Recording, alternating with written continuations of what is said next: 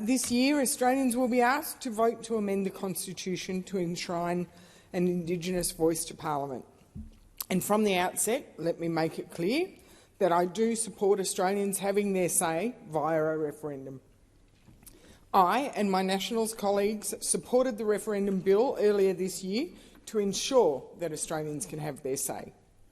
But I will be voting against this bill before us because I do not support the proposal that is being put to the Australian people. This proposal is not simple recognition that I believe is actually supported by most Australians. This proposal goes way beyond. Despite what the Yes23 television ads will tell you, do not be fooled. This proposal presents a risky and permanent change to our Constitution. My opposition to this bill is not to say that I want Indigenous Australians to be voiceless. Quite the opposite. As a member of the Nationals, most of my colleagues represent electorates with the largest percentages of Indigenous populations. We know, we see the city-country divide.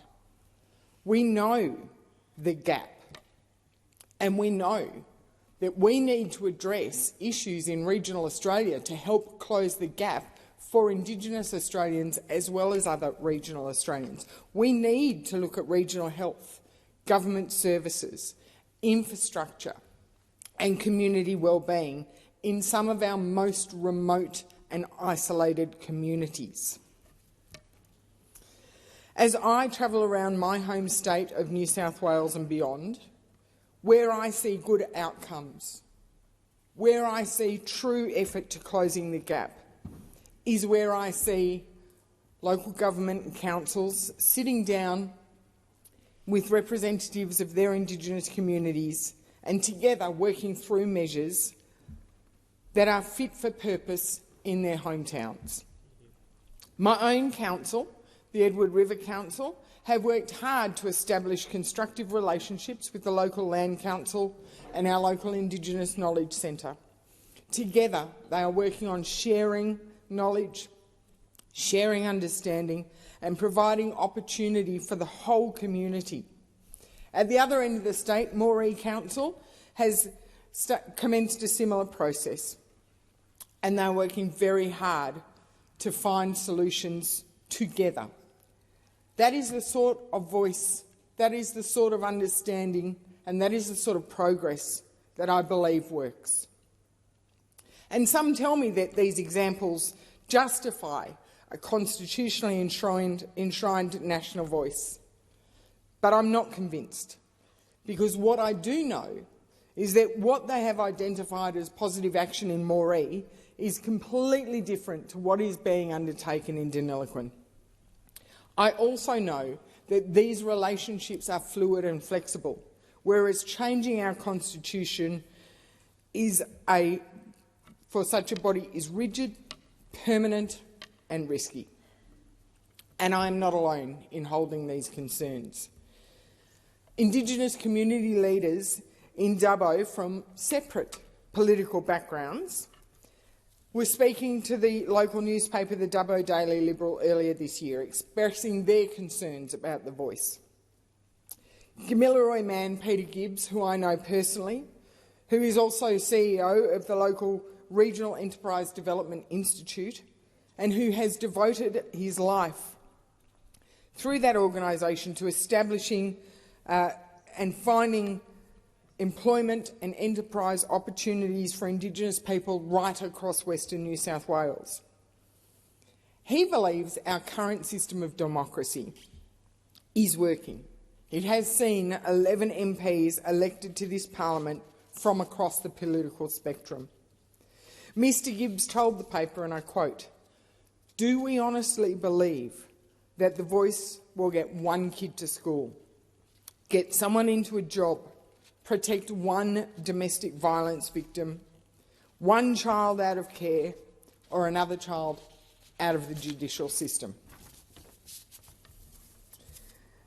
By the same token, community worker Wiradjuri and Kamilaroi elder Frank Doolan said money for the voice would be better spent providing social housing, employment or improving health outcomes. And that too is key, because the voice is not a cost-free exercise. We're only hearing about the voice and the vibe and doing the decent thing.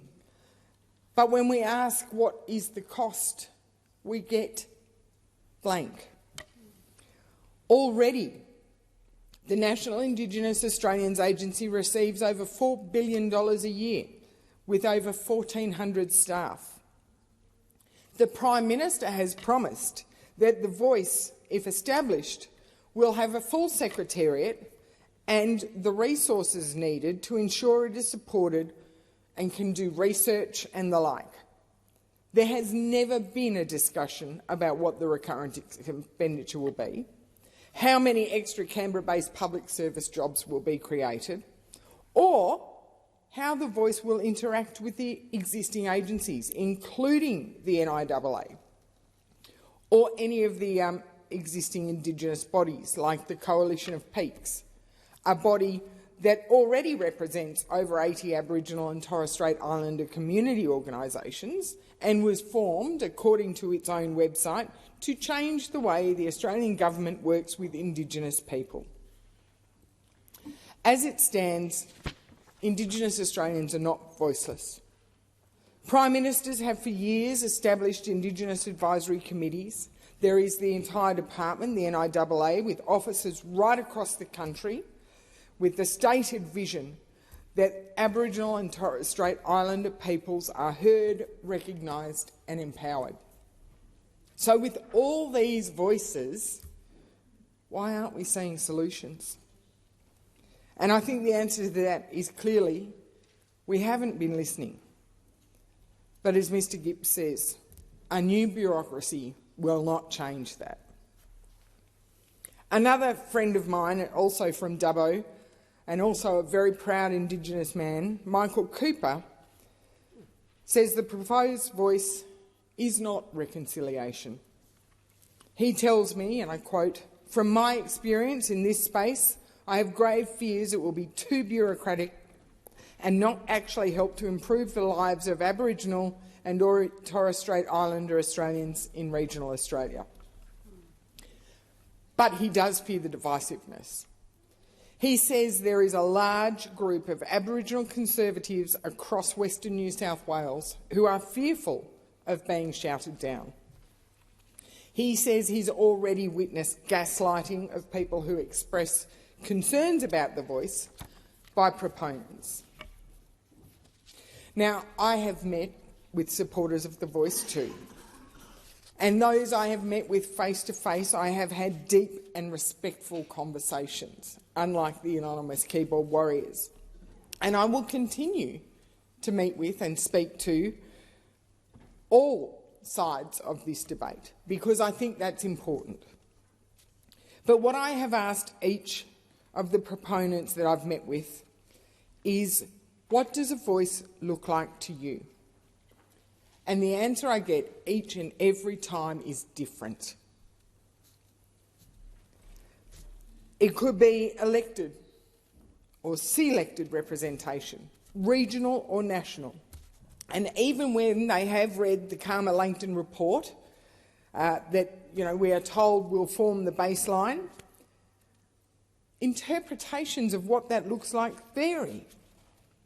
Some say the voice will be much like any other advocacy group, such as the National Farmers Federation or the Business Chamber of Australia. Wrong. Those groups are not written into our Constitution. Yes, they make representations to government, but they're not constitutionally enshrined. In an online video, constitutional law expert and voice proponent Professor Anne Toomey explains that a voice will enable Indigenous people to make submissions to Parliament, as she says, and I quote, "as anyone can." Which begs the question, if anyone can make a submission to Parliament, why do we need to change our Constitution? Indeed, As their website says, the Coalition of Peaks already do make representations, as do others.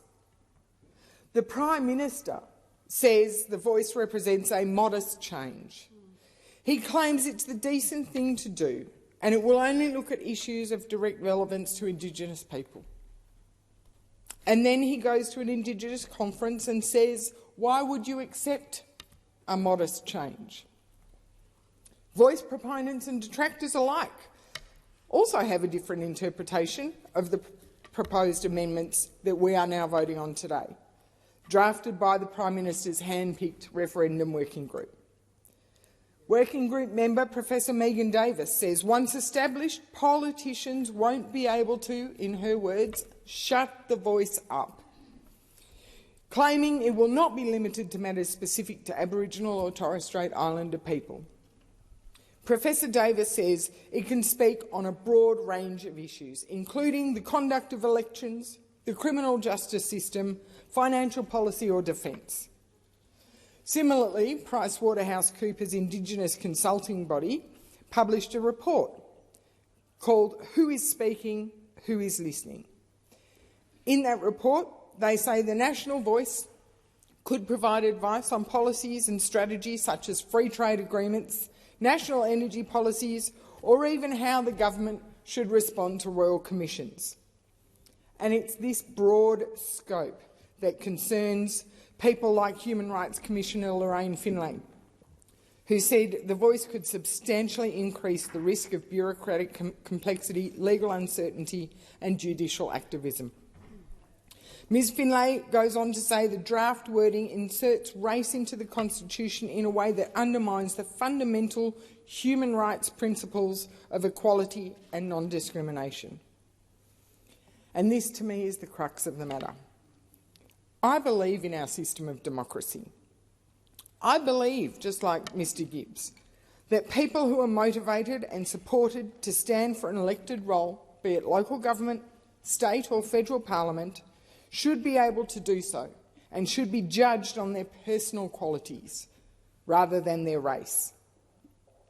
As another Indigenous colleague I know and who I deeply, deeply respect said to me when he was appointed chair of a government agency community consultative committee, I am not an Indigenous chair. I am chair because I know and understand the issue. I am also Indigenous, but so what? I just want to reiterate that I am absolutely committed to working with my democratically elected colleagues to listen to our communities and to support frontline evidence-based solutions to address closing the gap, to close the city-country divide and to ensure that we hopefully can drive change from the ground up. What I am not committed to doing is supporting the establishment of a bureaucracy that can only have a governance board based on an identity. A lot of people say it's not about race. So if it's not about race, what is it about? If it is not about heritage, what then is it about? And I believe that we are all equal, whether you are a first Australian, whether you are a colonial Australian, or whether you are a new Australian. What is the common factor there? And the common factor is that we are all Australians. And to ensure that we close the gap and to ensure that we make sure services are available to rural, regional, remote Australians from all walks of life, I will continue to work my hardest and I will continue to listen to the voices of all of those people and do my best in this place with my colleagues to effect change. Thank you.